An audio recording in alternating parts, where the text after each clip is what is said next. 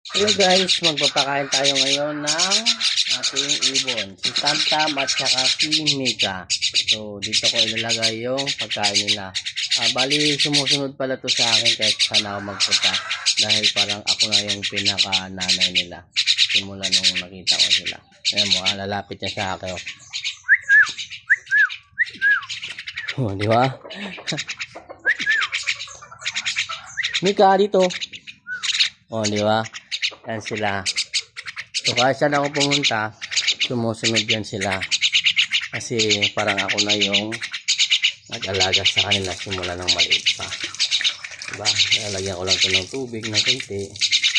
Tapos papakainin ko na sila. Yan. Wait lang. Mika, Tamtam. Yan, diba?